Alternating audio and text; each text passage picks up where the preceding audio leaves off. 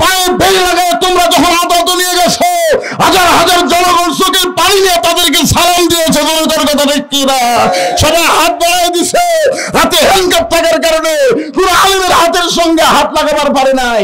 আর তোমাদেরকে যখন আদালতে নিয়ে যায়, সমস্ত মানুষ ডিম মারে, জুতা মারে, আর মানকের বেশি খুঁজে বেড়ে দিছে, জনগণের কথা ঠিক কিনা?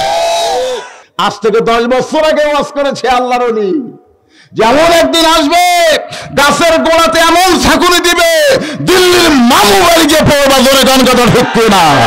তার প্রত্যেকটা কথা 100/100 পালন হচ্ছে, জোরে গান কথা ঢুকবে না। তোমরা সবাই ঘুমিয়ে গেছো, আমার বাবা আমার দরজার সামনে এসে সালাম দেবেন, আব্দুল্লাহ।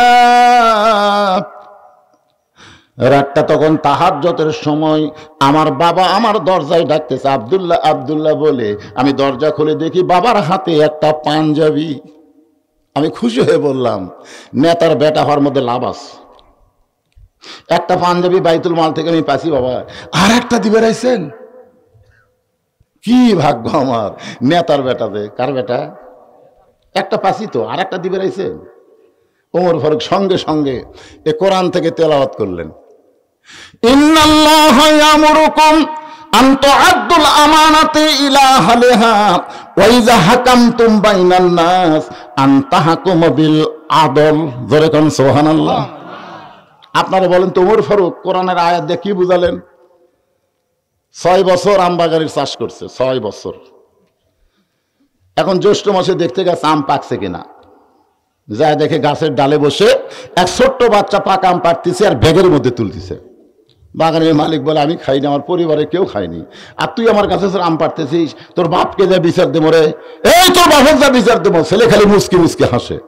বাগানের মালিক বলে, হাসিস কেন? বলে, হাসার কারণ হলো আমার বাবা কোথায় খুঁজবার যাবেন, আমার বাবাও তো আর এক গাছের চড়ছে।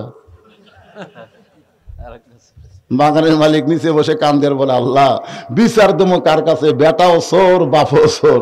আপনারা বলেন তো 15.5 বছরের খবর কি? অন্তর থেকে বলেন তো ভাই, খবর কি? বিচার কার কাছে দিবেন? বিচার দেওয়ার কোন আদালত ছিল না। জালিমদেরকে জামিন দিয়েছে, আলেমদেরকে জেলখানা ঢুকাছে। জোরে কোন কথা ঠিক কিনা? আপনারা বলেন, 50 বছর যিনি কোরআনের তাফসীর করলেন, কোরআনের পাখির অপরাধ কি? কি অপরাধ? বাংলার জনগণ জানে না, এখন বুঝতেছে। আজ থেকে 10 বছর আগে ওয়াজ করেছে আল্লাহর ওলি, যেমন একদিন আসবে গাছের গোড়াতে এমন ঝাঁকুনি দিবে, দিল্লির মামু বাড়ি যে পড়বা, জোরে গান কথা ঢুকবে না। তার প্রত্যেকটা কথা 100/100 পালন হচ্ছে, জোরে গান কথা ঢুকবে না।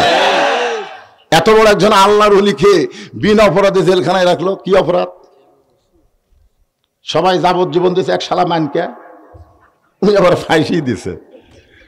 মানকে শামসুদ্দিন মানিক কলার পাতাত শুয়ে আছিল, তোরে কোন ঠিক কিনা? কলার পাতাত দেখছেন আপনার ভিডিও দেখছেন?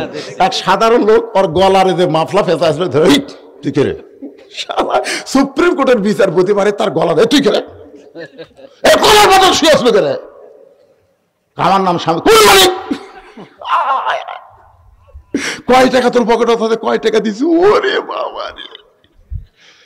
দেখেন কোরআন কি বলে, তুইজ্জু মান তাশা ওয়া তুযিল্লু মান তাশা বিয়াদিকাল খায়র ইন্নাকা আলা কুল্লি শাইইন কাদির। আলেমদের হাতে হ্যান্ডকাপ, পায়ে বেল লাগায় তোমরা যখন আদালতে নিয়ে গেছো, হাজার হাজার জনগণ চোখের পানি নিয়ে তাদেরকে সালাম দিয়েছে, জনতার কথা ঠিক কিনা? সবাই হাত বাড়ায় দিছে, হাতে হ্যান্ডকাপ থাকার কারণে পুরো আলেমের হাতের সঙ্গে হাত লাগাবার পারে নাই। আর তোমাদেরকে যখন আদালতে নিয়ে যায়, সমস্ত মানুষ ডিম মারে, জুতা মারে, আর মানকের বেশি খুঁজে বেড়ে দিছে, জোরে জোরে কথা ঠিক কিনা? কি বুঝতেছেন? হ্যাঁ, মানকারে বেশি নাই। দুনিয়ার বিচার আল্লাহ দুনিয়াতে দেখাইছে, জোরে কোন ঠিক কিনা ভাই? একটু মনোযোগ দিয়ে শুনবেন। বিচার দিব কার কাছে? বেটাও চোর, বাপও চোর, বিচার দেওয়ার জায়গা নাই। উমর কান্দার বলে, আব্দুল্লাহ একটা পাঞ্জাবি পাইছি বাবা, আর